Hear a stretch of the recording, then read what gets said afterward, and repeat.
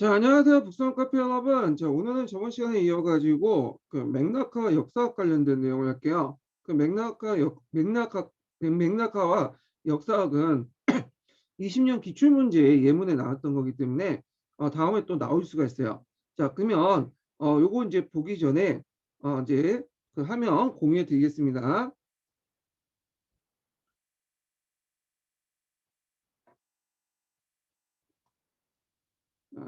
제가 공유를 눌러야 되는데 컴퓨터나 계속.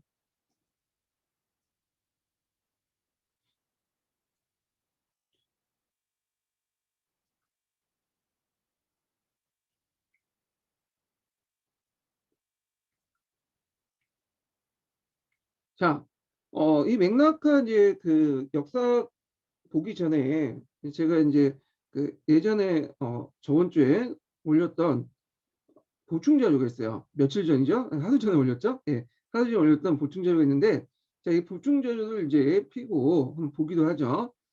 제가 이제 그게 이해하기가 좀 힘들어가지고, 일단 이제 요걸 좀 보충 자료를 보고 설명한 다음에, 그 다음에 맥락화하고 역사학 관련된 내용을 좀 얘기를 할게요.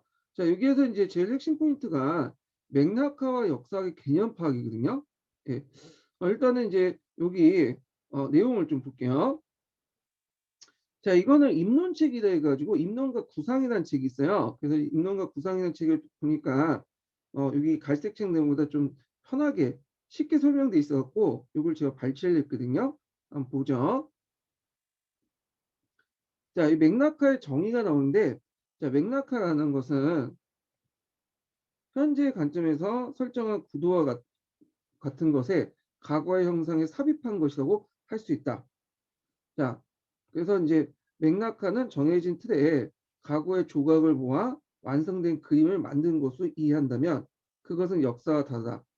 그래서 역사라는 것은 모든 종류의 과거에 대한 진술을 그 역사적 맥락에 위치한 것이며 동시에 모든 역사 서술과 연구가 어쩔 수 없이 그것이 수행한 당시의 관심과 선입견을 반영하고 있는 정보를 검토하는 것이다. 따라서 역사를 추구하는 새로운 역사주의는 과거가 들려주는 이야기에 대해서만 아니라 듣는 축의 당파성에 대해서 의심을 해야 된다. 역사주의는 자체적으로 그 과거와 현재 모든 이데올기를 점검할 필요가 있다. 그래서 아마 이제 여기에서는 역사주의라는 말이 있는데 문맥상 이 역사주의는 제 생각에는 이제 역사하고 관련돼 갖고 얘기를 한 것 같아요. 그래서 여기에서 이제 역사과 맥락과 관련된 그 내용들 개념 정의 이렇게 이제 좀 하고 있어요. 맥락화 그다음에 역사 관련된. 자, 그러면 맥락화를 보죠. 자, 여기에서 이제 볼 수 있듯이 현재 관점에 설정한 구도와 같이 구도와 같은 것에 과거의 형상을 삽입한다는 말이 있어요. 네, 요 면이 이게 핵심적인 말인데, 그리고 그 밑에 이제 보면 정해진 틀에 따라서 완성된 그 과거의 조각과 완성된 그림을 만든다. 자, 그래서 이제 요 내용이 이제 핵심 키워드인데, 핵심 내용인데, 자, 요 두 내용을 합쳐보면 이런 식의 이제 예문이 나올 수 있어요. 요 예문은 제가 이제 만들어 놓은 거예요. 자, 현재 관점에 설정된 구도, 정해진 틀이라고 했죠. 그러면 역사를 보기 전에 미리 정해진 구도나 그 정해진 틀이 있어요. 예, 설정된 구도나 정해진 틀. 이게 뭐냐면 역사는 이게 예를 드는 거예요. 역사는 생산 수단에 둘러싼 과거 투쟁의 역사다. 그래서 마르크스에 의하면 이게 이제 설정된 구도나 정해진 틀이죠. 그러면 요걸 딱 해놓고 그걸 이제 과거의 형상에 삽입을 하는 거야. 그리고 과거의 조각을 요 틀에 맞추는 거죠. 그래서 이제 원식 공동체 사회, 고대 노예제 사회, 중세 봉건제 사회, 근대 자본주의 사회, 사회주의 사회 역사를 구성하는 거야. 그래서 모든 역사적 사회를 요 틀 아래 맞춰가지고 진행이 되는 거죠. 자, 이해되시겠죠? 이게 맥락화예요. 맥락화는 요거 외에도 우리가 이제 교과서에서 흔히 이제 보는 시대 부분 있죠. 고대 사회, 중세, 그 다음에 뭐 근세, 근대 이런 시대 구분 있잖아요. 그때 각각의 시대 구분에 맞는 속성도 있고 여러 가지 역사적 사를 여기에 맞추잖아요. 이것도 맥락화라고 보시면 돼요. 맥락화. 자, 그러면 역사학은 뭐냐? 역사학은 그 맥락화 자체를 비판하는 거야. 일종의 메타인지라고 보시면 돼요. 자, 그래서 이제 이 맥락화에 대한 이제 관련된 예문이 있어요. 예문이. 자, 요게 이제 그 관련된 예문이 나에 있는데 이 나는 입론책에 있는 내용이야. 그래서 역사학은 그 맥락화의 어떤 그 밑에 있는 정치적인 어떤 의도, 동기 이런 것들을 뭐냐면 파헤치는 거야. 이때 정치적 의도와 동기라는 거는 어떤 정치 세력일 수도 있고 어떤 특정한 집단일 수도 있고요. 사회 집단적인 어떤 정서나 이런 것도 일 수가 있죠. 자, 그러면 푸코의 내용을 좀 볼게요. 자, 이거는 입론책에 있는 내용인데요. 제가 이제 요걸 이제 이야기 편해가지고 좀 발췌해왔어요. 푸코는 오늘날 성에 대한 담론이 넘쳐 흐르는 이유를 탐구하는 자 역사를 살펴봤다. 그에 의하면 근대 성에 대한 담론은 우리를 자유롭게 할 것이라는 착각과 달리 다양한 섹슈얼티의 담론들은 기존의 질서를 유지하고 우리의 섹슈얼티를 억압하는 방법이 불가했다. 우리의 섹슈얼티는 그래서 17세기 때 금욕적인 사회 분위기 속에서 성에 대한 고백이 강범위하게 학습되어 목회자들이 신자들에게 성에 대한 모든 것을 낱낱이 말하도록 요구했고 이러한 고백의 기술에 대한 성에 대해 행사하는 권력적인 관해서 성적 욕망에 대한 가학을 정립한 것을 바꿔 개인의 섹슈얼리티를 통제했다. 이때 섹슈얼리티라는 것은 성적 여러 가지 취향이나 기호라든지 이런 것들을 다 총칭하는 거야. 뭐 이성애적 사고방식, 동성애적 사고방식 등등등 이런 것도 다 섹슈얼리티거든요. 근데 근대 들어와서 이제 서양에서 예전에 성은 억압된 것이었죠. 근데 이제 17세기 이후부터 이제 18세기 넘어가면서 이게 점점 금욕적 사회 분위기가 이제 좀 약간 풀어지기 시작하거든요. 자, 그러니까 이제 이걸 보고 있었던 목회자들, 그러니까 이제 뭐 신부들이나 목사들이 좀 때는 마음에 안 드는 거야. 그래갖고 요걸 이제 좀 뭐냐면 억압을 하기 위해서 가학이라는 이름으로 이런 어떤 그 섹슈얼티에 대한 규제를 하기 시작해요. 그러면서 이제 이런 통제를 내렸다. 그래서 이제 근대 성당론은 실제적으로 요때 만들어진 하나의 그 목회자들 그 교회 측에서 만든 어떤 정치적 의도가 담긴 어떤 그 담론이다. 뭐 이렇게 내용이거든요. 그래서 요거는 제가 이제 발췌를 해왔지만 여러분들 좀 약간 이해는 안 되시겠죠. 예. 입론책에 있는 내용 중에 그래도 좀 잘 돼 있어갖고 발췌했는데 그래서 제가 좀 이해하기 쉽게 가 예문을 만들었어요. 이게 역사가 뭐냐. 자, 우리가 이제 그 마르크스 관점을 좀 봐요. 아까 제가 마르크스 관점에 의해서 역사가 이렇게 구성된다고 했잖아요. 자, 근데 이제 그 역사학은 이 마르크스 관점에서 한 거야. 그럼 마르크스 관점이 언제 어떻게 만들었냐. 자, 이걸 이제 사회 조건이라든지 권력 관계나 정치적 의도 이런 것들 등등을 고려해가지고 이제 얘기하는 거죠.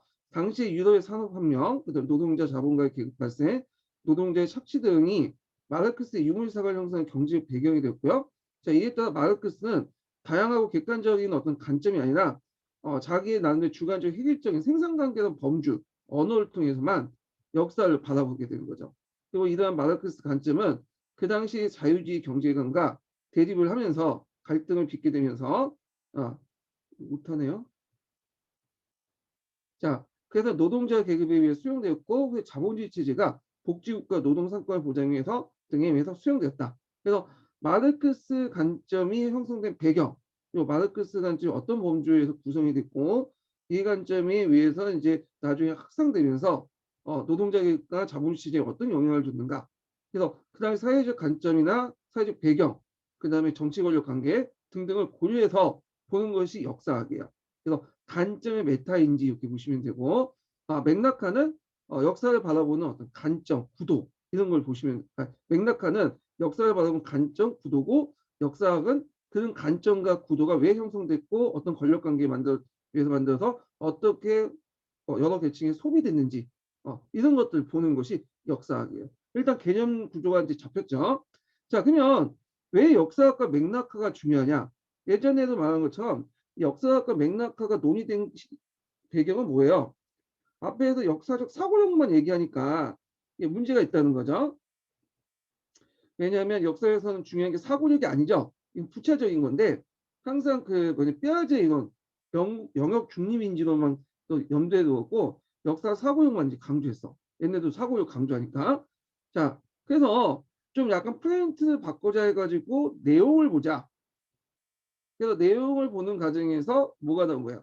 역사가 맥락하다는 것들이 나오게 된 거야. 예. 이거는 예전에 한번 또 얘기를 했어요. 자, 그러면 역사학과 맥락과 관련된 내용을 이제 구체적으로 강독 내용을 좀 읽어볼게요. 자, 갈색책 펴죠. 자, 갈색책 몇 페이지 펴보시냐면요. 41페이지 펴보세요. 자, 여기 뭐 앞부분은 또 뭐 역사 맥락한 우측이 있는데 그냥 주제주의고 핵심적인 내용들만 좀 강조할게요. 갈색책 같은 경우에는 논문으로 이렇게 구성이 됐거든요. 그래서 딱딱 떨어지는 부분이 있긴 있지만 별로 없어요. 그래서 뭐 자기들 논쟁하고 그런 건데 그 논쟁은 자기들끼리만 관심 있는 거고 실제 임용시험에서 볼 때는 별 쓸데가 없는 거야. 그래서 나중에 갈색책 읽을 때도 그냥 기출 중심으로 딱딱 떨어지고 채점할 수 있는 부분 요걸 중심으로 이제 강독을 할게요. 자, 그러면 한번 읽어볼게요. 자, 갈색책 그 41페이지 두 번째 단락을 보세요. 두 번째 단락. 자, 새로운 역사 인식으로서 이거 좀 크게 해야 되겠네요. 예. 새로운 역사 인식으로서 새로운 역사 인식으로서 역사학의 작업은 어떤 역사적 범주나 개념이 형성되고 그에 따른 다양한 주체들의 담론으로 구성되어 투쟁하고 수용되며 갈등과 모순의 과정을 밝히는 데 나타난다. 자, 여기에서 담론이라는 건 예전에 한번 만들었죠. 얘기했죠. 담론이라는 권력관계에 의해서 구성되는 거죠. 권력관계에 의해서. 그래서 자기가 보고 싶은 것들만 보면서 뭐냐면 하는 거야. 그래서 좀 확증 편향이라고 보시면 돼요. 그래서 여러분들 유튜브 보시면 항상 자기가 관심 있고 어떤 관점이 자기가 보는 이제 좋아하는 어떤 관점이나 관심 분야나 이런 것들 계속 클릭하고 보면 유튜브에서 알고리즘에 의해서 자동적으로 배치를 하잖아요. 이것도 일종의 담론이라고 보시면 돼요. 네. 그래서 이 다양한 주체들이 자기가 생각하고 싶은 것들만 얘기하고 그 속에서 만들어진 거, 이게 담론인데, 그래서 텍스트론적 관점에서는 담론을 뭐라고 봐요? 이건 언어로 구성된 하나의 헛된 그 주관적 의견에 불과하고 사실이 아니다. 그래서 이것은 이제 이런 식으로 규정을 하고 있죠. 자, 계속 읽어볼게요. 자, 이는 역사적 범주와 개념을 본질화한 뒤 그것을 바탕으로 과거의 사건을 설명한 것과 다르다. 자, 이거는 이제 뭐냐면 맥락화와 다르다는 거야. 맥락화. 앞에 언급한 좀 맥락화에 대해서 얘기를 해봤죠. 그래서 이 맥락화를 좀 얘기를 해볼게요. 흔히 역사가는 어떤 과거의 인간의 행위 또는 사건을 맥락화한다고 이해한다. 맥락화라는 것은 자신의 관점에 따라 역사를 구성하는 거예요. 그리고 역사라는 말은 맥락과 같은 의미로 쓰기도 하다. 근데 엄밀히 말하면 두 단어는 같은 뜻이 아니라는 거죠. 맥락화의 정의가 나오죠. 맥락화는 현재의 관점에 설정된 구도의 과거의 형상을 삽입하는 것이다. 즉 정해진 틀에 따라 과거의 조각을 모아 그림을 완성하는 것이 맥락화한다면, 자, 이게 맥락화. 그 앞에서 이제 얘기한 것처럼 마르크스 관점에 따라서 계급투쟁의 역사 관점에 따라서 역사를 이렇게 구성을 하는 거죠. 이런 식으로. 근데 이 역사학은 다르다. 자, 역사학은 뭐냐 하면 역사학은 모든 종류의 과거에 대한 진술을 그 역사적 맥락에 위치시킨 것이며 또한 모든 역사 서술과 연구는 그렇게 수행할 수밖에 없었던 당신의 관심과 선입견을 반영하는 정도 검토하는 것이다. 자, 그래서 이게 뭐냐? 당시의 관심과 선입견. 그러니까 맥락하는 관점이 만들어지는 당시의 배경, 이런 관점이 왜 만들어졌는가 관점에서. 그래서 마르크스의 어떤 역사관이 만들었던 어떤 그 당시 이제 19세기 때 산업화된 어떤 유럽의 상황, 노동자의 성장, 그리고 이제 노동자 부르주아의 어떤 대립투쟁, 이런 것들이 반영됐다는 거죠. 그래서 이런 걸 검토하는 것이 역사학이다. 예. 따라서 그 역사학에서 이제 추구하는 새로운 역사주의는 과거를 들려준 이야기에 대해서 뿐만 아니라 듣는 측의 단파성에 대해서도 의심을 해야 된다. 왜냐하면 이제 말하는 사람뿐만 아니라 듣는 사람, 그걸 소비하고 그냥 뭐냐 믿는 사람들의 어떤 단파성을 의심을 해야 돼. 그래서 예를 들어 마르크스가 그렇게 말을 했다고 해서 마르크스 혼자만 얘기하고 그게 설득력이 없으면 마르크스 믿고 그게 설득이 없으면 뭐야? 그 마르크스 혼자의 생각이야. 근데 마르크스의 생각이 영향력을 가질 수 있었던 거는 마르크스의 말을 믿는 사람이 그만큼 많았다는 거지. 그러면 그 말을 믿고 그걸 신경을 삼았고 형을 익힌 사람이 많았다는 거잖아요. 자, 그러면 듣는 쪽에 뭐도 있네. 듣는 쪽에 정치 의도도 같이 생각해요. 어, 정치 의도도. 그래서 이런 걸 이제 받아들이면서 어떤 식으로 뭐냐면 이용했는가. 그래서 레닌이나 모태똥이나 이런 사람들은 이제 이걸 혁명으로 이용했잖아요. 네. 자, 그래서 그 역사주의는 과거 자체와 현재를 모두 이데올로기적으로 점검하고자 한다. 그래서 이거를 만들 당시의 과거와 그걸 받아들이고 소비하는 그 현재까지 그 관점들 다 보는 거야. 예. 그래서 이게 역사주의는 아마 그 옆에 이제 맥락상 역사가 거의 일맥상통한 의미로 이제 쓰였다고 보시면 될 것 같아요. 자, 그 다음에 이제 여기에서 쭉 넘어가갖고 밑에를 좀 보죠. 이제 포스트 모더니즘의 경향이 좀 연구를 받아줬어요. 포스트 모더니즘 연구 보면 그냥 언어죠. 네, 얘네들은 언어로 비교할 때 언어는 다 허구야. 허구이기 때문에 역사적 사실은 존재하지 않아요.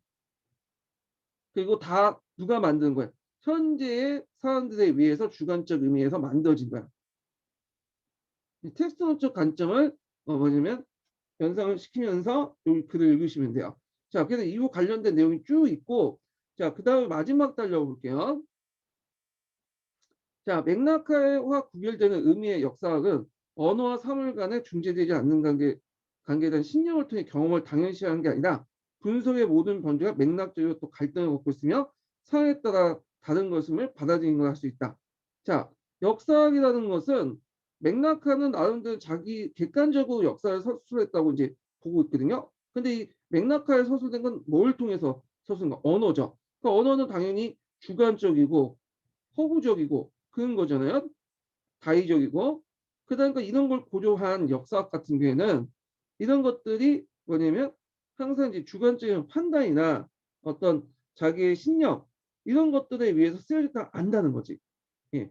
그래서 이런 것들이 맥락화하고 좀 다른 거지. 역사학은 맥락화가 마치 객관적으로 얘기한 것처럼 이해가지만 실제로 이제 역사학은 그게 아니라 어떤 신념이나 사회적 배경이나 어떤 자기의 어떤 그 주관적 경험 이런 것들을 통해서 언어로 쓰여졌다는 거죠. 언어로. 자, 그래서 이제 쭉 읽어볼게요. 자, 따라서 계급, 인종, 성, 생산관계, 정체성, 주체성, 경험, 심지어 문화에 이르기까지 이런 재현과 분석의 범주도 어느 근원적 위상을 획득하게 되었는지 그러니까 역사학적 관점이 역사학의 내용이요. 역사가든 이러한 범주에 근거하여 과학을 연구하고 했는지 어떤 의미를 묻는 것이 중요하다. 그래서 역사학에서는 이런 어떤 특정한 생산관계, 정체성, 주체성, 경험 등을 일일이 이제 하나하나 분석하면서 왜 이런 관점들이 만들어졌는가 이런 것들을 연구하는데 관심이 있는 거죠. 자, 그래서 이런 관점에서는 역사학적 관점에서는 역사가 절대 중립적일 수 없죠. 마치 중립적으로 수사했다고 해도 결국에는 어떤 특정한 언어와 범주에 속해서 역사를 구성하기 때문에 되죠. 그래서 역사 지식에 대한 객관성을 주장할 수 없다. 왜냐하면 어떤 범주와 개념을 역사할지를 통찰하는 것 자체가 정치일 수밖에 없고 지식의 생산 과정에 있는 자신의 위치에 대한 인식과 결부됐기 때문이다. 그래서 그 역사라는 것은 어떤 역사적 범주나 개념이 형성되고 그에 따른 다양한 주체들이 담론으로 구성되어 투쟁하고 수용하는 갈등의 모습을 가정을 밝히는 것이다. 그 역사학의 어떤 그 목적이죠. 그래서 이거는 제가 이제 앞에 예문해줬던 마르크스 이론이 어떤 식으로 이제 수용이 되고 그리고 이걸 받아들이는 측에서 갈등을 하고 대립을 했는지 요것을 이제 밝히는 거죠. 역사학은. 자, 그래서 이제 밑에 스콘의 의견이 있는데 이건 각자 읽어보시고 자, 그러면 역사학을 이제 역사 연구뿐만 아니라 어디도 도입을 해야 돼요. 역사 수업에도 도입을 해야 되겠죠. 역사 수업에도 도입할 필요가 있겠죠. 자, 요게 이제 21년도, 20년도 기출문제 나왔어요. 20년도 기출문제. 자, 그래서 이제 기존의 그 학교 교육 같은 경우에는 뭐가 문제냐면 교과서에 쓰여져 있는 것이 마치 객관적인 것처럼 모두 사실인 것처럼 쓰여져 있단 말이에요. 근데 역사학적 관점에서 보면 그건 사실이 아니에요. 객관적이 아니고 어떤 특정한 언어로 쓰여져 있고 어떤 정치적 의도에 의해서 맥락화된 거야. 그래서 교사는 그런 어떤 맥락화된 지식, 교과서를 그냥 객관화시켜갖고 아이들 객관시켜서 그냥 일방적 주입을 해서 정리해 갖고 주입을 하는 게 교사의 역할이라고 인식을 했어요. 그 만약에 이제 맥락화를 역사 수업에 아니 역사학을 맥락 그 역사 수업에 주입 도입한 교사는 그런 것들은 이제 버리겠죠. 그래서 어차피 그런 것들은 다 정치적 의도나 이런 것들에 의해서 구성되어 있기 때문에 역사라는 것은 주체적으로 이렇게 뭐냐면 자기 나름대로 해석을 할 수 있다. 이렇게 이제 보시면 되고 그리고 그 자신의 주체적 관점과 이런 걸 통해서 애들에게 가르치고 애들도 주체적 관점에서 역사를 받아들인다. 이런 내용이 주 내용이에요. 자, 한번 볼게요. 자, 역사학은 역사 교육의 기본 담론이다 할 수 있는 객관성과 텍스트 그리고 교사의 위치 역할에서 재개념을 요구한다. 그래서 새로운 관점을 요구한다는 거죠. 새로운 그 관점을 요구한다. 그러니까 우리가 보통 교과서를 객관적이라고 보잖아요. 그래서 객관성은 역사의 기본 인식 방법과 태도 여겼으며 역사 수업에 똑같이 요구했다. 객관성은 역사학과 역사학습이 추구할 최고의 가치를 강조했고 따라서 역사교사와 교과서가 객관적이지 못하다는 평가는 치명적인 비판을 받을 수 있다. 자, 그래서 이제 객관성은 상당히 중요하고 이 말은 꼭 역사교사와 교과서는 객관적이어야 된다는 거죠. 객관적인 것이 치명적으로 평가를 받을 수 있다니까 이것이 일종의 이제 역사과 역사교사 교과서의 어떤 절대적인 것처럼 이렇게 비춰진다는 거죠. 자, 그 다음에 요 밑에 쭉 읽어보면 역사의 객관성은 무엇보다 과거의 실제와 진리가 대응한다는 걸 전제하고 이거 좀 약간 어려운데 과거의 실제와 진리가 대응한다? 이게 뭘까요? 자, 이걸 어렵게 보면 그 뒤에도 이제 좀 나온 용어지만 진리 상황 이론이에요.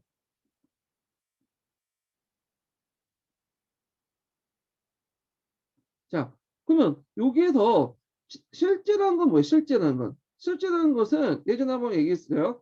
실제가 아니에요. 이거는 눈에는 보이진 않지만 눈에 보이는 것을 움직이는 어떤 근본적인 동력, 원칙, 법칙을 실제라고 하죠.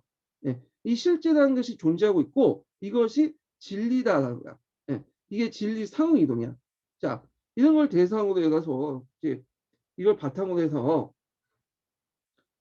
인식 주체와 인식 대상, 그 다음에 사실과 가치, 특히 역사 혹을 철저히 구분한다. 역사적 사실은 존재하고 있고 눈에 보이지 않는 것들이 있지만 그것을 움직이는 역사 동력인 실제가 존재하고 이것은 진리와 연결돼 있다. 뭐 이런 것들이죠. 그래서 역사 사실은 해석과 다름으로 간주되고 역사가 소유는 객관적이고 중립적으로 이해관계를 뛰어넘는 판단을 내리는 것이다. 과거의 엄연히 실체가 존재하며 과거의 그 역사가 이면 사료를 근거로 객관적 과거를 재구성하는 데 있다. 네. 그래서 과거의 실제를 재구성해서 진리를 밝히는 데 있는 거죠. 자, 그래서 이제 이런 객관성은 역사적 사실의 기록의 증거의 규칙을 엄격히 적용하면서 과거를 증거 속에 발견해 확신이 자란다. 결국 객관성은 역사의 도구이자 가치로 절대화된다. 자, 이런 객관성 추구는 역사학습 테스트에도 그대로 이어지죠. 자, 여기에서 역사학습 테스트는 뭘까요? 교과서죠. 예, 교과서가 대표적인 거죠. 자, 현재 대부분 역사 교과서, 사료 등 테스트는 모두 과거에 있었던 사실을 보여주는 자료를 이용한다. 텍스트의 기록성이 중시되는 것이다. 이때 기록성이라는 건 객관적 사실을 기록하는 거야. 그러면 요에 대한 반대된 용어가 있어요. 작품성이거든요. 작품성은 객관적 사실을 기록한 게 아니라 역사적 사실에 자신의 어떤 주관적 해석이나 의미를 뭐냐면 기록을 하는 거죠. 의미를 적어놓는 거죠. 자, 따라서 이것을 이용하는 과거에 대한 학습은 지식을 만드는 것이 아니라 전달하는 과정이다. 그래서 마치 객관적 지식이 있고 교과서가 거기에 적혀 있으며 교사는 그걸 전달해 주는 역할이죠. 그래서 이런 내용도 좀 기억을 해 주시면 되고요. 그래서 이때 교사의 역할이 마지막에 있어요. 교사 역할. 이때 교사는 객관적 지식의 전달 과정의 객관적 매개자로 이제 존재한다. 교과서에 있는 내용을 학생들에게 그대로 전달해 줘야 돼. 왜? 교과서는 객관적이고 거기에 적혀 있는 것은 어떤 진리 상황에 의해서 진리이기 때문에 진리와 역사의 실제가 존재하기 때문에 이런 것도 연결시켜서 보시면 될 것 같아요. 자, 그러면 자, 이런 상황에서 자, 일단 그 객관성의 이제 수업 그 객관성이 이제 뭐냐면 이런 상황이죠. 객관성이 지배하는 수업 상황에서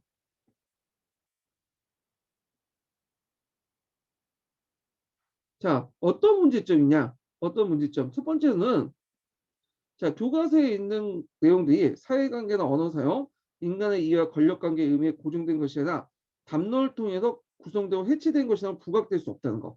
교과서 내용이 어떤 정치적 의도나 이런 목적에서 만들어지고 구성됐다는 걸 알 수 없다는 거죠.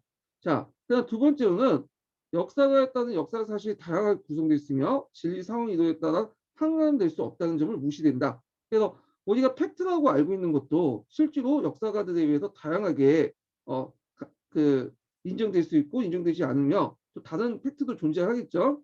그래서 진리 상황 이동에 따라 판단될 수 있다. 우리는 교과서가 있는 것 실체고 그 다음에 이것이 그 사실이다. 이렇게 인식을 했기 때문에 이런 것을 믿고 있으면 다양한 사실들, 역사에 대한 구성을 할 수 없다는 거야. 예. 그래서 이 두 가지 문제점이 있고 또 하나는 이제 또 세 번째, 더구나 우리가 세 번째요. 객관적 수업상의 문제점. 자, 기록적 성격의 테스트라도 그것이 과거에 그대로 말해주는 증거가 될 수 없다. 자, 기록적 성격의 테스트는 건 뭘까, 이거는? 이거는 교과서에 해석된 것이 아니라 전문가의 해석된 객관적으로 해석된 그런 것이 아니라 원사료죠. 1차 사료. 예. 자, 그래서 이제 이걸 이제 하는데 이런 것도 이제 뭐냐면 신빙성이 좀 떨어진다는 경우가 많다는 거죠. 그런 내용들이 그 밑에 쭉 있어요. 자, 그래서 이건 각자 읽어보시고 자, 결국에는 역사 소수의 관점의 개입을 피할 수 없는 일이에요. 이걸 인정해줘야 돼. 역사가 어느 관점을 선택함으로써 역사 소수와 해석하고 있고, 그래서 이제 이 관점 자체가 바로 역사를, 과거의 역사를 바라보는 관심을 말해주거든요. 그러니까 관점이 없으면 해석도 불가능해요. 이런 것들 자체를 인정해줘야 돼. 이 내용이 있죠. 그래서 역사 소수의 관점의 개입은 피할 수 없는 일이다. 역사가 어느 한 관점을 선택함으로써 역사를 서술하고 해석할 수 있다. 자, 관점 자체가 바로 역사를 바라보는 방식으로 마련해 주기 때문이다. 관점이었으면 해석도 불가능하다. 자, 그래서 요 내용들 기억을 좀 해주시고요. 자, 그러면 뒤에 넘어가서 요맨 마지막에 보면요. 자, 맨 마지막 달려 보면 자, 역사가가 관점과 해석을 통해 역사 지식을 만드는 것과 마찬가지로 그럼 역사가만 이제 관점과 해석을 통해 역사 지식을 만드는 게 있어요? 아니죠. 역사 교사도 가르치는 내용을 재구성해서 역사적 사실 지식을 만들어낼 수 있겠죠. 역사 교사도 가르치는 내용을 재구성한다. 자, 여기에서 이제 뭐냐면 뭐가 들어온 거야? 맥락 아까 이제 역사학이라는 관점이 들어온 거죠. 역사학 관점이 교사가 수용할 경우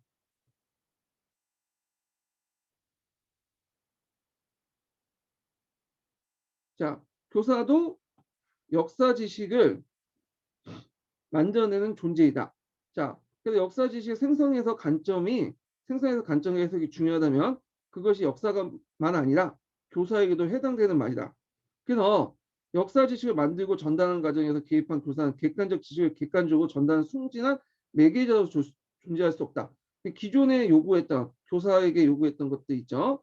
교사는 객관적 지식을 객관적으로 전달하는 순진한 매개자. 근데 이런 것들은 요구할 수 없다는 거야. 역사학적 관점에 보면 자, 그래서 역사 교사는 역사학이나 인식론의 토대로 이 인식론이나 예전에 한번 얘기를 했어요.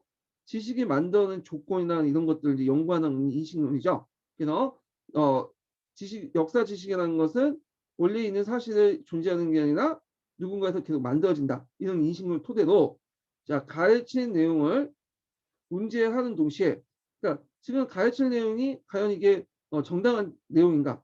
사실이 팩트가 맞는가? 이런 것들을 문제화시켜야 돼. 문제의식을 가져야 돼. 그래서 자신의 위치와 구실을 파악하는 데 중요하다. 이걸 문제에서 자기 나름대로 어떤 역사적 관점을 제공해 줘야 된다. 뭐 이런 내용이죠.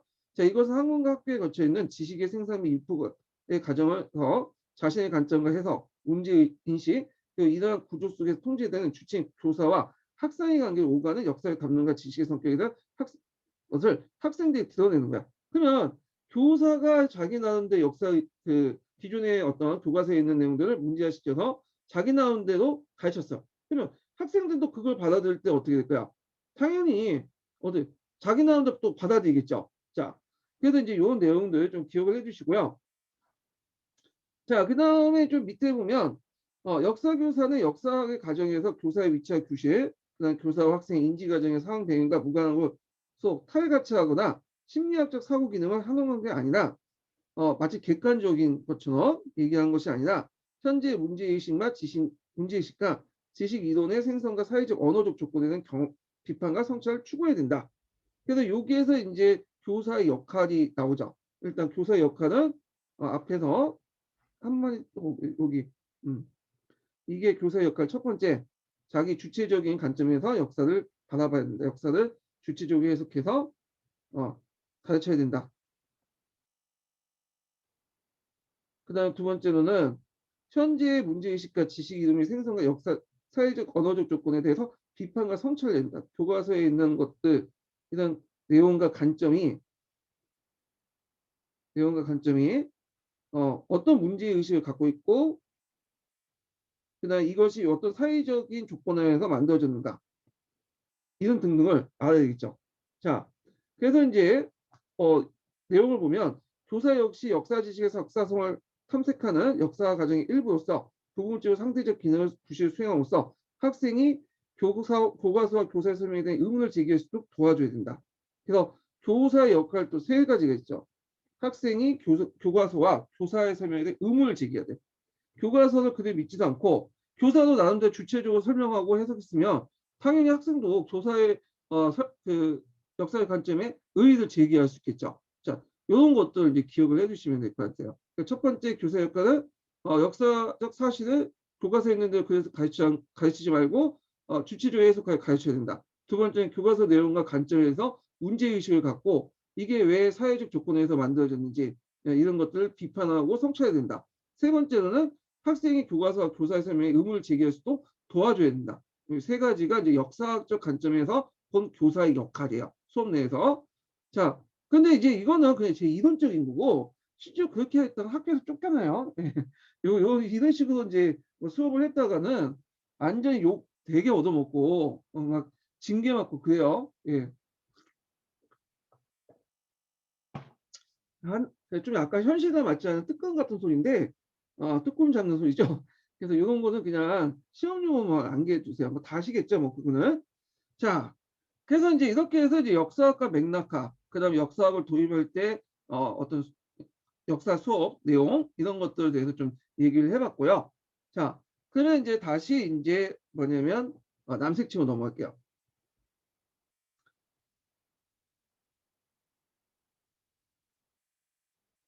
자, 이제 마지막인데 사고 기능의 상세화가 있어요.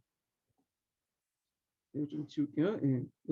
자, 사고 기능의 상세한데 요건 뭐냐면 앞에서 이제 우리가 역사적 사고력에 관련된 내용을 이제 얘기했다가 이게 현실에 맞지 않고 추상적으로 하니까 요거 사고 기능을 좀 현실에 맞게 논의한 거죠. 그래서 역사적 생각 습관이라는 거 이런 것들 얘기했잖아요. 그래서 이 역사적 생각 습관에 대해서 좀 앞에서 언급했고 여기에서는 일단은 요것도 이제 다른 차원에서 이 사고 기능을 좀 기능 중심에서 처리할 필요가 있겠다. 역사 사고 기능을 구체성을 부여해서 기능 중심으로 하자. 그래서 앞에는 생각 습관은 현실에서 학생들이 하는 역사적 사고력 관련된 내용이고 여기에서는 역사적 사고 중에 기능 중심으로 좀 구체적으로 제시할 필요가 있다 해서 사고 기능의 상세하다는 장을 뒀어요. 자, 이 사고 기능의 상세를 보시면 알겠지만 지금까지 문제 한 문제도 안 나왔거든요. 그래서 이걸 해야 될지 말아야 될지 하는데 제가 좀 읽어보니까 좀 딱딱 떨어지는 부분들이 많아요. 그래가지고 혹시 몰라서 제가 한번 강독을 하고 넘어갈게요. 이 부분은요. 예. 자, 읽어볼게요. 자, 역사적 사고를 기능 중심으로 처리하거나 특별한 능력으로 접근하는 것은 현장에서 학생들이 학습해야 할 역사적 사고의 실제를 그대로 드러내는 점에서 실용적이다. 예. 그래서 기능 중심으로 접근하자면 역사적 사고에 필요한 기능을 구체적으로 제시하는 게 필요하다. 그렇죠? 구체적으로 뭔가 기준이 있어야 되겠죠. 자, 그래서 이제 요 내용을 기준을 이제 쭉 얘기를 하고 있는데, 여기서 미국이나 뭐 영국에서 이제 그걸 이제 제시했고, 여기서 언급된 것은 미국의 역사 표준 관련된 내용이 있어요. 그래서 요걸 가지고 이제 지금 좀 얘기한 것 같은데, 쭉쭉 넘어가서 다음 장 펴보세요. 그래서 미국의 역사 표준에 대해서 이런 종류의 활동에 필요한 역사적 사고의 기능을 검증하고 제시하고 있다. 그래서 연대기적 사고, 역사 이해, 역사 분석과에서 역사 연구의 능력, 역사 쟁점과 분석의 의사결정 과정이죠. 자, 요거 하나하나가 뒤에 이제 한 장씩 한 장씩 갖고 설명돼 있어요. 이 부분이, 예, 이 부분이. 그래서 뭐 나오면 뭐 내용도 물어볼 수 있겠지만 명칭도 요즘에 많이 물어보더라고요. 채점하기 편하니까. 네, 이 명칭도 좀 정확히 기억을 해주세요. 5가지가 되는데, 자, 그러면 이제 하나하나 좀 살펴보기도 하죠. 먼저 살펴볼 게 연대기적 사고예요. 다음 장 넘어가서. 자, 이거는 연대기적 사고는 이제 역사적 사고력 하위범주 중에 제일 기본이 된다고 했죠. 요거와 연결시켜서 보시면 될 것 같아요. 요거와. 자, 한번 보면, 자, 연대기적 사고의 특징을 보면, 자, 연대기적 사고는 역사적 추론의 핵심이다. 그래서 사건이 발생했을 때 그것이 시간의 순서였던 연대적 감각이 없다면 학생들은 사건들 사이의 관계를 검토하거나 인과관계를 설명할 수 없기 때문이다. 당연하죠. 뭐 진나라가 먼저인지 한나라가 먼저인지 뭐 고려가 먼저인지 조선이 먼저인지 어떤 사건이 먼저인지 이런 것도 설명하지 못하면 여기 사건을 검토하거나 인과관계를 당연히 각 사건들 사이의 관계를 검토하거나 인과관계 설명할 수 없죠. 당연히. 자, 그래서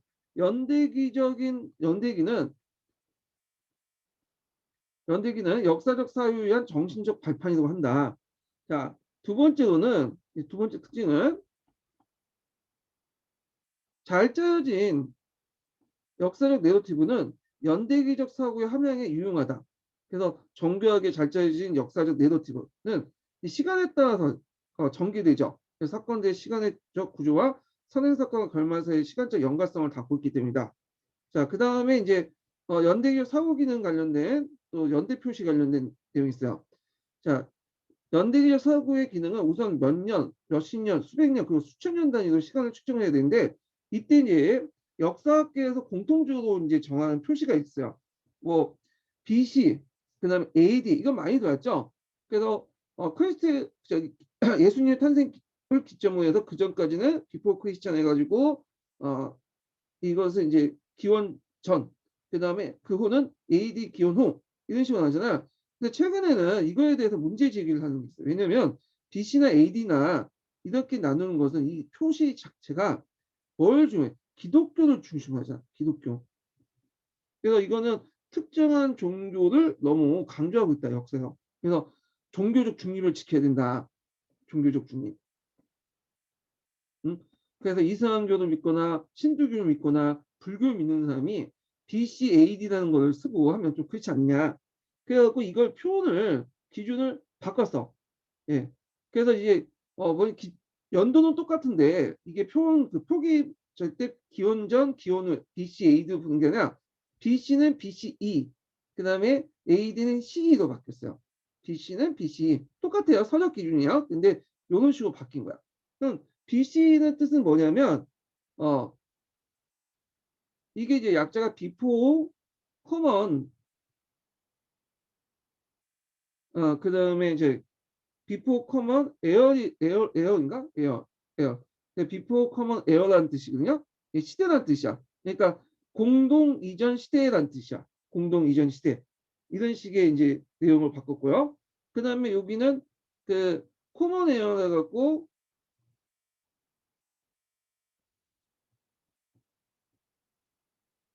common air에서 이제 뭐냐면 그 공동 이전의 공동 시대 이런 식의 의미로 바뀌었어요. 그래서 이제 이렇게 의미가 바뀌었다는 소리인데 어, 기원 그 서력은 똑같아요. 근데 BC와 AD 대신에 BC나 이게 C로 바뀌어서 이런 식으로 종교적인 어떤 색깔을 좀 없앤 거라고 보시면 돼요. 네, 이거는요. 그래서 요 내용은 이제 교과서에도 있더라고요. 교과서에도 그 교과서 보면 앞부분에 색에서 보면 그 연대 표시 관련된 내용이 좀 있어요. 그때 이제 BC나 뭐 CE에 대해서 얘기하면서 BC나 AD 같은 경우에 종교적인 어떤 색깔이 많이 들어가기 때문에 이걸 중립을 시키고자 BC나 CE는 이제 용어를 썼다. 예. 이런 것들이 있는 거 좀 찾아서 보세요. 그래서 이제 상식 좀 알아두시고, 자, 하여튼 이게 첫 번째 뭐 표시 기능이. 그다음 두 번째 연대적 사고 기능은 역사적 지속이나 역사적 연속의 유형을 분석할 수 있는 기능을 말한다. 그래서 이제 르네상스 시기, 예, 이런 것들 유형이죠. 예. 이 시기가 200년, 14세기에서 16세기까지 갔다. 예, 역사 지속 같은 걸 분석할 수 있는 그런 것도 연대적 사고 기능이죠. 그 다음에 요게 이제 또 이제 연대적 사고 학생들이 가지고 있는 능력. 그래서 이제 앞에는 기능을 살펴갖고 능력을 이제 얘기하고 있는데, 능력까지 쓰라고 나올 수는 없을 것 같은데 그냥 한번 눈에 발려두세요. 이런 게 있구나 하고. 그래서 학생들이 가지고 있는 능력을 보면 뭐 과거와 현재, 미래 시간 구분, 역사적 내러티브가 가진 시간 구조의 그 뭐냐면 확인, 그 다음에 역사적 그 내러티브 작성에서 시간 순서 설정, 그 다음에 대륙 달력상 시간 측정과 계산, 이렇게 이제 쓰시면 될 것 같고요. 예. 자, 그 다음에 이제 여기 보면 이제 뒤에 넘어가서 몇 개 더 있어요. 연프에 제시된 자료 해석과 연프 사용, 작성. 그 다음에 이제 그 역사적 연속과 지속 유형 재구성과, 그 다음에 역사적 계속성과 변화 그 설명의 적용, 시대 구분에 대한 그 대안 모델 비교, 뭐 이런 것도 있고요. 자, 그 다음에 두 번째로는 역사 이해와 관련된 내용이 있거든요. 그래서 이거 역사적 내러티브의 특징과 이제 연결시켜갖고 이제 얘기를 하고 있는데 좀 볼게요. 사건을 생생하게 설명하는 것은 물론 행위자의 의도, 그들의 역사적 내러티브의 특징이에요. 자, 그들이 직면한 난간, 그리고 그들이 사는 복잡한 세상을 드러내는 점이다. 따라서 역사적 내러티브를 읽기 위해 학생들은 상상은 물론 인간성을 드러내는 동기, 의도, 희망, 의심, 공포, 장단점을 고려할 수 있어야 된다. 자, 그래서 이제 있고, 그러기 위해서 필요한 능력을 좀 얘기하고 있어. 필요한 능력. 그것을부터 이제 필요한 능력이죠. 자, 그것을 이해하기 위해서는 그 학생들은 당시 사람들의 눈과 경험을 통해 역사적 관점을 수립하고 자신의 언어를 과거에 기술하는 능력이 필요하다. 자, 이게 첫 번째 능력이죠. 이게, 자, 그 다음에 이제 이걸 하기 위해서는 뭐냐면 이게 첫 번째 능력이나 이게 이런 능력이 있어요. 그래서 요걸 이제 하기 위해서 어떻게 해야 되냐, 이런 능력을 기르는 양성 방법 있죠. 능력의 양성 방법. 첫 번째 보면 학생들은 과거를 오늘의 구분과 가치를 판단하는 것이 아니라 그 사건이 일어났던 역사적 맥락을 고려해서 현재 중심의 그 사고에서 벗어나야 됩니다. 앞에 있는 능력을 키우기 위해서는. 그리고 두 번째로는 자, 이러한 기능을 하나 강의에서 그 어린 학생들에게 훌륭하게 쓰인 정기가 유용하고 중고등학교 단계에서 역사문학 작품이 유용하다. 뭐 해갖고 이제 이렇게 능력 양성이 있고, 세 번째 또 뭘 능력을 기르냐면 세 번째, 자, 그 학생들은 치밀한 내러티브를 이해하기 위해 이 필요한 기능을 함양해야 된다. 즉 사건의 경로를 나열한 걸 물론 그 연관을 설명할 수 있어야 되고, 당시 참여했던 그리고 사건을 전개하는 방식에 대해서 영향을 준 다양한 세력사의 관계를 분석할 수 있어야 된다. 자, 그럼 여기서 치밀한 그 내러티브가 뭐죠? 이거 신문화사 때 제가 이제 잠깐 언급됐던 건데, 요 치밀한 내러티브는 다양한 그 의미를 파악할 수 있는 능력이에요.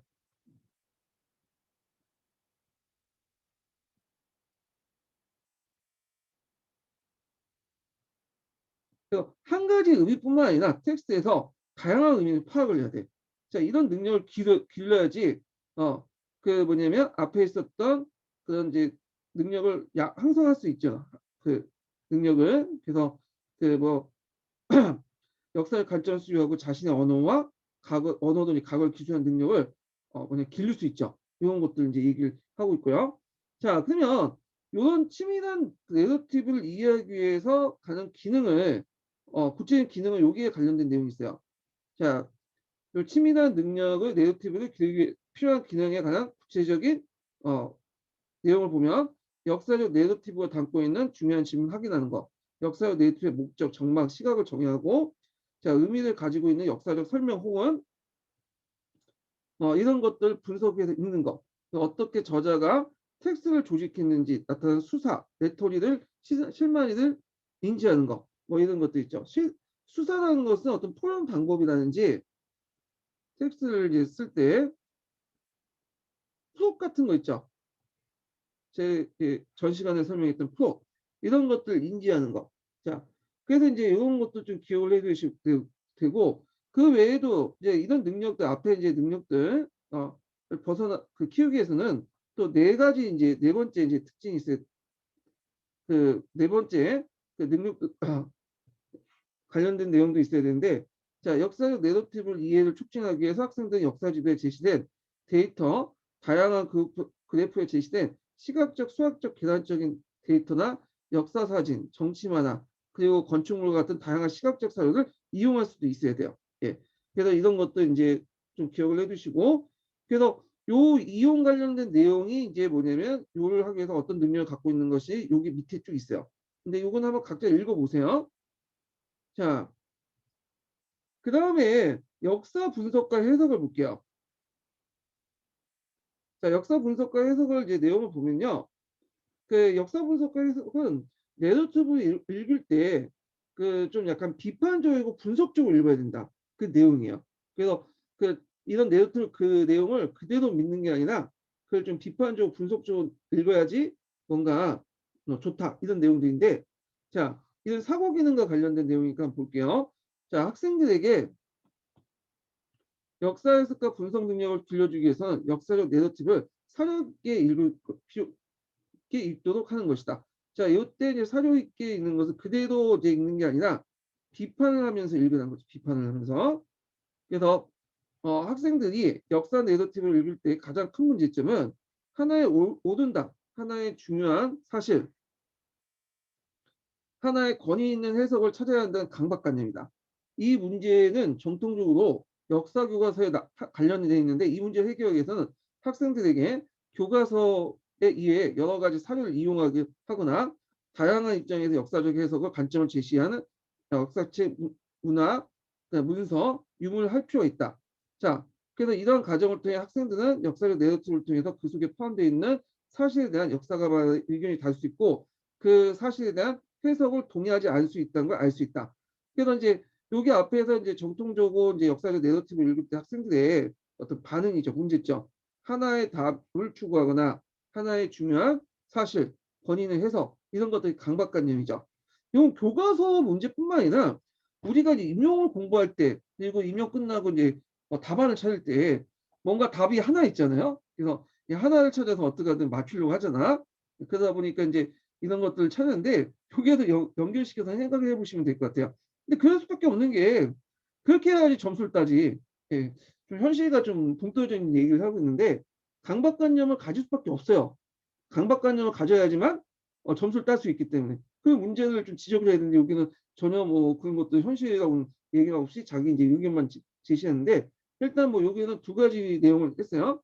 그래서 이런 문제를 해결해서 첫 번째 아까 지금 얘기 이게 첫 번째 의견이고 자, 그 다음에 여러 자료를 이용한 거 다양한 입장에서 역사 해석과 관점을 제시하는 역사책, 문서, 유물을 활용한다. 뭐 이런 내용들. 자, 그래서 요걸 통해서 이렇게 이제 이런 문제점 해결을 통해서 어떤 것이 이제 문제점을 해결해서 학생들에게 어떤 유용한 점을 줬는가 해결하는 과정에서 이걸 이제 또 그 밑에 적혀 있죠.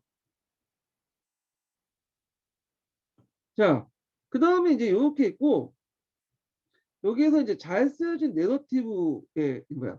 그러니까 이제 나름대로 잘 쓰여진 내러티브의 장점을 또 얘기하고 있어요.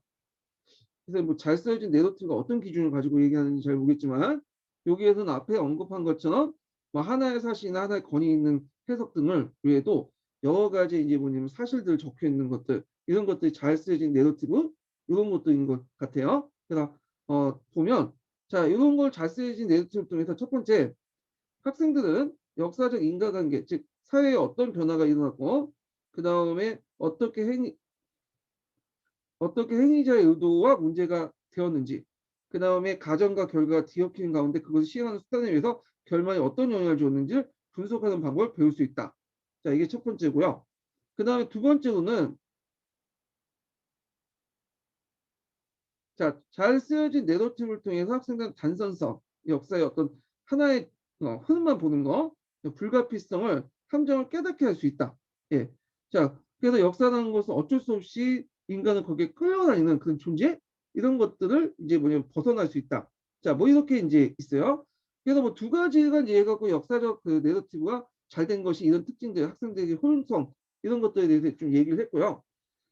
자, 그 다음에 여기 좀 넘어가서 이제 역사 분석 해석 기능이 학생이 가져야 할 능력 해갖고 쭉 있는데 뭐 여기까지 나오겠어요. 그냥 한번 읽어보세요. 그냥 예, 이런 게 있구나 이렇게 보시면 되고 자, 그 다음에 이제 역사 연구 능력을 보죠. 역사 연구 능력은 이건 역사를 그대로 소비하는 게 아니라 자기가 역사 탐구를 해서 역사를 만들어내는 거야. 예. 그래서 역사적 탐구 능력과 관련돼 있어요. 그리고 역사학이라고 말한 것처럼 지식의 생성 과정? 예, 지식을 생성하는 거야. 역사적 지식을. 예, 요거 이제 보면 자 여기 보면 이제 역사학위는 아까 얘기했죠. 소비하는 게 아니라 지식을 만들어낸다고 했죠. 지식을 생성하는 만들어내는 이런 것들 얘기한 거고요. 자 역사학위는 학생들에게 가장 흥미롭고 역사적 사고를 증진시키는 생산적인 것이다. 단순 소비가 아니라 생산적인 일을 하는 거다. 이렇게 좀 기억을 해두시면 되고요. 자, 그런 활동은 텍스트에서 제시되고 있는 역사적 내러티브에서 유발될 수 있고 뭐 역사 문서, 목격담, 편지, 일기, 뭐 유물 사진, 역사적 장소 방문, 구두사 기록 혹은 다른 과거의 증거를 통해 활성화될 수 있다. 특히 이제 학생들은 다루든 문서든 다양한 목소리를 담고 있고 다양한 관심을 끌 수 있을 때 그 활동은 진전될 수 있다. 자, 그래서 이제 여기에서 여기까지가 이제 두 번째 단계부터 해갖고 뭐와 관련된 내용이냐면 어, 역사적 탐구 과정이 쭉 나와 있어요. 여기 예, 역사 탐구 과정. 역사 탐구 과정은 지식을 생성하는 과정이죠. 역사 지식을 생성하는 과정을 어, 뭐 여러 가지 질문을 통해서 지금 물어보고 있죠. 자, 이거는 각자 읽어보시고 뭐 중요한 건 아니니까 그냥 넘어갈게요. 자, 그 다음에 이제 여기에서 이제 그 이 과정에서 그러니까 역사적 지식 탐구 과정에서 어떤 이제 뭐냐면 그 것을 배울 수 있는가 뭐 이런 것들이요. 자, 이 과정에서 어떤 것들이 이제 제일 중요한가 그 내용들이죠. 이 과정에서 문서 혹은 유물이 만들어진 시대의 맥락적 지식이 결정적으로 중요하다.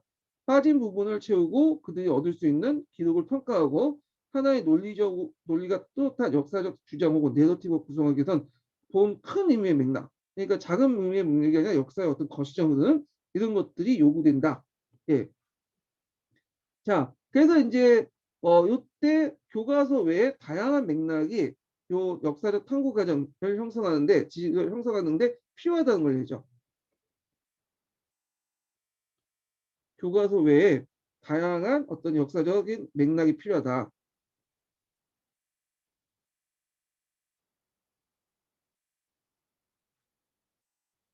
자, 그래서 이제 이 내용들 좀 기억을 해주시면 되고요.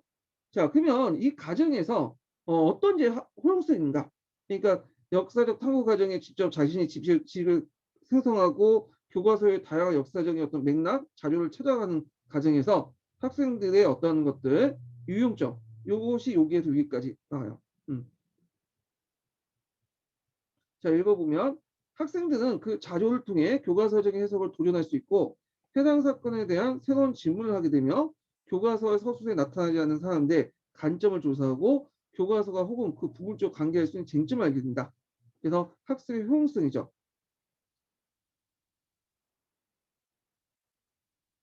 네, 이게 첫 번째 효용성이고 밑에도 있네. 그리고부터 또 두 번째. 자, 그다음 이런 조건에서 학생들의 서술된 역사가 하나의 구성물이라는 거. 그러니까 어떤 역사가들이나 정치적 의도에 의해서 만들어진 거라는 걸 알게 되는 거죠.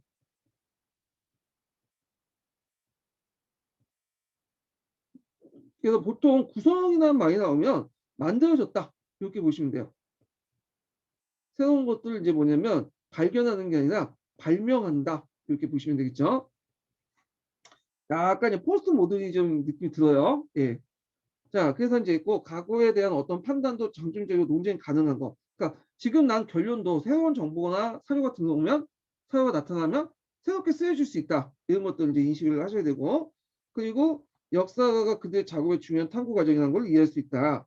그래서 이제 역사가도 이제 그걸 통해서 지식 생성 과정을 같이 느끼면서 역사가들도 이렇게 지식을 잃으시고 만들면서 탐구하면서 만드는구나 라는 걸 이제 이해할 수 있는 거죠.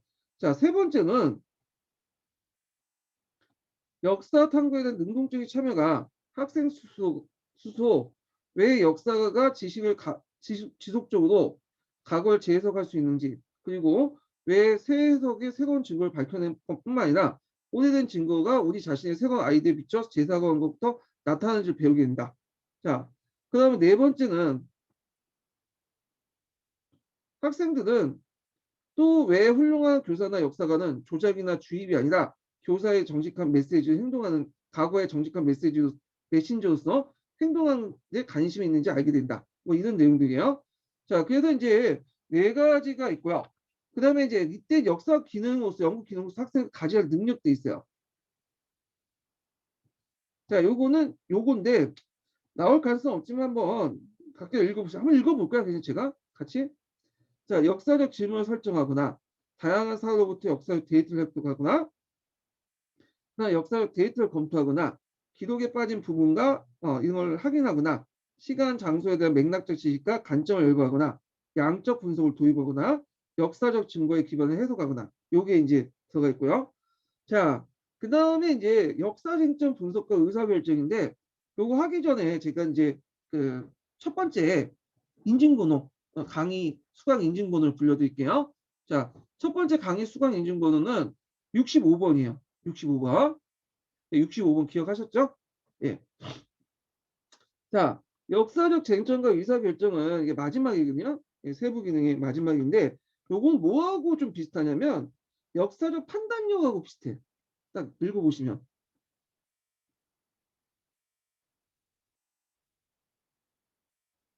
예, 역사적 판단력과 연결될 수 있는 부분이거든요.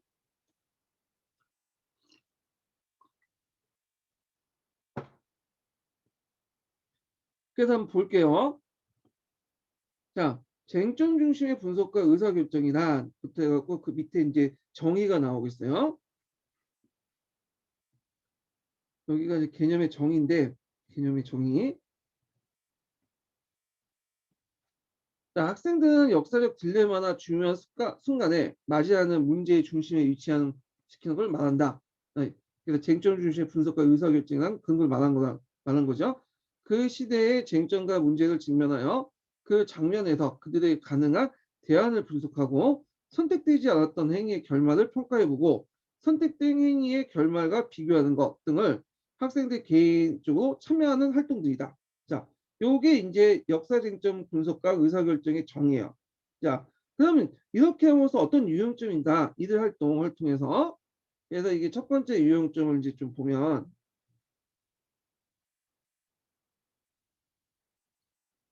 첫 번째 유형점이 자, 그럼으로써 민주시민의 어떤 능력을 증진시킬 수 있다. 예. 그래서 그 밑에 이제 관련된 능력들이 쭉 나와요. 예. 그래서 공공의 쟁점들과 윤리적 딜레마를 확인하고 정의할 수 있는 능력, 그리고 그 사회에 참여하고 그것의 성과에 영향을 받을 수 있는 많은 사람들의 이해관계와 가치의 범위를 분석하는 능력, 그 딜레마를 해결하기 위한 대안적 접근의 결말을 평가하기 위해 데이터를 자리매김하고 조직하는 능력, 그래서 각각의 접근에 갖는 상대적 비용과 이점을 물론 윤리적 함의를 평가하는 능력, 역사적 쟁점 분석의 경우에 역사 기록에 드러낸 장기적 결말에 비추어 행위의 특별한 경우를 평가하는 능력 등등이 있는데 이것은 어떤 능력이죠? 아까 얘기했죠? 민주시민의 필요한 중요한 능력을 증진시키기 위해선 필요한 능력이야. 이걸 쭉 얘기를 하고 있고요. 자, 두 번째로는 어떤 유형점이 있냐 보면 중요한 역사적 쟁점은 가치를 다 들고 있는 경우에는 많아서 중요한 역사적 쟁점은 가치가 들어있는 경우가 많아서 사회적 행위에 기여한 도덕적 신념을 고려해보는 기회를 제공한다. 자, 그때 이제 교사가 뭐냐면 도덕적 신념을 이제 하기 때문에 이런 것을 고려할 기회를 제공하는데 이때 이제 교사의 어떤 학습 방법, 교수 학습 방법 유의점이 여기에서 나와요. 그렇지만부터 나와요. 그래서 이제 이건 교수 학습 방법의 유의점이죠. 이건 좀 조심해야 된다. 뭐 이런 것들인데 그래서 교사는 특별한 도덕적 교육이나 윤리적 가르침을 강조하기 위한 결정적인 사건을 이용해서 안 되고 첫 번째로 두 번째로는 그 앞에 했던 내용은 겹쳐 있어요. 이게요. 많은 학생들은 그런 접근을 거부할 뿐만 아니라 그걸 통해 절도 있는 사고와 도덕적 추론의 복잡한 기능 없는 데 실패하기 때문이다. 예. 이게 두 번째가 아니라 요거에 대한 이제 뭐냐면 이유죠. 만약에 이렇게 할 경우에는 어떤 문제점, 그러니까 윤리적 가르침을 가리키거나 어떤 결정적 사건을 이용할 경우에는 어, 요게 어떤 문제점이 일어나는가, 그 문제점, 이걸 하지 않을 경우에 문제점이 그 다음 줄에 적혀 있죠. 자, 그래서 이제 이렇게 이제 기억을 해주시면 되고요. 그다음 세 번째로는 그 뭐냐면 요게 세 번째 쭉 넘어가서 여기 어디 이게 어. 이렇게 이제 있고 그 다음에 이제 요 관련된 학생들의 역할이 나와요. 학생들 역할, 교사의 유의점과 함께 그 다음에 도덕적 신념을 고려할 때 학생들의 역할, 기능. 네. 그래서 여기에서 이제 요거 관련돼 갖고 학생들의 어떤 그 역할보다는 이제 능력이 낫겠네. 학생들의 능력. 그래서 역사적 쟁점과 가치가 들어있는 동에서 사회적 행위를 기하는 도덕적 신념을 할 때, 판단할 때 학생들이 갖춰야 능력? 이렇게 보시면 되겠네요. 그래서 이게 첫 번째로 보면 자, 학생들이 역사적 행위자의 도덕적 행동을 판단할 때 가치를 분석해야 된다. 근데 가치를 분석할 수 있는 능력이 있어야 되는 거죠. 그다음 두 번째로는 자, 이렇게 있고 그리고 이제 도덕적 판단을 도덕의 학생도 가치 분석은 연습이 될 것이다. 이게 두 번째 거죠. 자, 그 다음에 또 이제 뭐냐면 이거에 대한 또 교사의 역할이 나와요. 이게 교사의 역할. 교사의 역할은 어, 다른 사회를 통해서 역사적으로 좁혀진 특별한 도덕적 가치를 본성 인식하도 이끌 수도 있다. 교사의 역할이 나오죠. 그래서 학생들의 표현 능력과 교사의 역할 관련된 내용도 있는데 그래서 이제 이 관련된 카테고리는 중요한 역사적 쟁점의 쟁점들의 가치가 있을 경우에 사회적 행위에 기여한 도덕적 신념을 고려할 기회를 제공한다 관련된 내용이에요. 자, 그래서 이제 이렇게 있고 그냥 요때 이제 역사적 쟁점 분석과 의사결정을 가져야 할 학생들의 능력을 뒤에 부분이 있거든요. 이렇게 있는데 요것도 한번 그냥 읽어볼게요. 나올 가능성이 없는데 이런 능력이 있구나 눈에 발라주시면 될 것 같아요. 과거 속의 쟁점, 문제점의 확인과 당대인의 이해관계, 가치정망, 시각 분석, 그 다음에 선행 환경의 증거와 현재 용인의 열거, 역사적 선례 확인과 당대 쟁점의 분별, 행위에 대한 경로 평가, 쟁점에 대한 입장과 행위의 경로 설정, 결정의 시행 평가 이런 것도 있고요. 자, 그리고 이제 이런 사고 기능의 상세화에 대한 그런 결론 관련된 내용이죠. 밑에 내용이 한번 좀 읽어볼게요. 자, 미국의 역사 표준에서 제시되고 있는 역사적 사고 기능은 모두 역사적 내러티브를 대상으로 함양될 수 있는 것이며, 예, 그래서 단서가 있죠. 역사적 내러티브를 가지고 함양될 수 있다는 거. 자, 나가서 역사 연구 능력 함양하기 위해 역사적 내러티브를 구성하게 함으로써 달성될 수 있는 것이다. 자, 그래서 이제 밑에 이제 이런 역사적 사고 기능의 상사의 의 이렇게 구분하고 이제 연구하는 의 예, 여기에 두 가지가 나와요. 첫 번째로는 사고 기능의 상세가로서 역사적 사고 논리를 통해 역사적 사고 기능을 기르기 위해 잘 구성된 역사적 네트워크의 중요성을 알 수 있다. 그래서 이 그래서 역사적 사고 기능의 상세의 의의를 이제 첫 번째 두고 있고요. 그래서 역사적 내러티브의 중요성을 알 수 있다. 두 번째 나아가 자 이런 사고 기능의 논의를 통해서 역사 교육에서 역사적 내러티브 구성을 통한 역사학의 중요성을 알 수 있다. 자 역사학의 중요성인 것은 역사학은 뭐예요? 아까쯤에 얘기한 탐구 능력과 관련된 거죠. 역사적 연구 능력이죠. 역사 연구 능력, 탐구 능력과 관련된 지식을 생성하는 학자들과 같이 이제 비슷한 경로를 하면서 탐구하면서 역사 탐구를 하면서 지식을 생성하는 그런 것들의 중요성, 역사적 연구 능력의 중요성도 알 수 있다. 이렇게 두 번째 이제 의의를 줄 수 있어요. 그래서 이제 여기에서 이제 상호 기능의 상세는 나올 가능성이 거의 없긴 하지만 어떻게 될지 모르니까 예, 대충 한번 중요한 부분만 찾아가지고 읽어봤어요. 이 부분을. 자, 그래서 이제 드디어 남색책 다 끝났어요. 이 남색책 부분이 좀 번잡하고 이게 뭐냐면 왔다 갔다 하고 좀 정리가 안 되는 부분도 있는데 일단은 한번 이렇게 좀 제가 아는 선까지 해서 정리를 한번 해봤고요. 좀 쉬었다가 이제 파란책으로 넘어갈게요. 그래서 제가 이제 그 파란책은 어떻게 진행이 되냐면 일단은 지금 파란 녹색 책하고 남색 책 할 때 파란책에 겹쳐 있는 부분들 한 번씩 다 훑어 넘어갔어요. 그리고 중복된 내용도 있고 그래서 이건 어차피 이제 한 번 했으니까 건너뛰고요. 어디가 이제 빠져 있냐면 파란책 내용 중에 그 일제시대 때 조선경영이 있죠. 1차부터 4차 조선경영 요 부분과 그 다음에 이제 미군정 시대 교수용업기는 예전에 했죠. 그리고 1차부터 해서 7차까지 1, 2차에서 7차까지 그 내용이 있거든요. 1차에서 7차 교육과정 부분은 최근에 좀 나온 적이 있어요. 나온 적이 있긴 있는데 이게 몇 년 전 얘기야. 3, 4년 전 얘기인데 요것도 나올 가능성이 좀 없긴 없는데 가끔씩 교육과정 관련된 문제를 물어볼 때 예전 교육과정 문제들 가끔씩 건들거든요. 그래서 그걸 대비하는 거야. 예. 그래서 이제 이걸 한번 파란책에 있는 1차부터 해서 7차 교육과정 쭉 내용을 보고 나서 이제 파란책 끝내고 그 다음에 갈색책 넘어가기 전에 이제 교육과정을 이제 일단 7차까지 봤으니까 어, 뭘 보는 게 좋겠죠? 15년 개정교육과정 있죠. 15년 개정교육과정 18년 수정 내용 거죠. 이거 또 보는 게 낫겠죠. 이게 잘 나오니까. 요거를 이제 과목별로 해갖고 또 볼 거예요. 그 다음에 이제 뭐냐면 갈색 책 이제 지금까지 안 살펴봤던 것들 쭉 보고 그와 관련된 검은 책 내용 좀 몇 개 본 다음에 끝낼 거예요. 예. 자, 그렇게 알아두시고요. 그러면 좀 쉬기도 하죠. 예.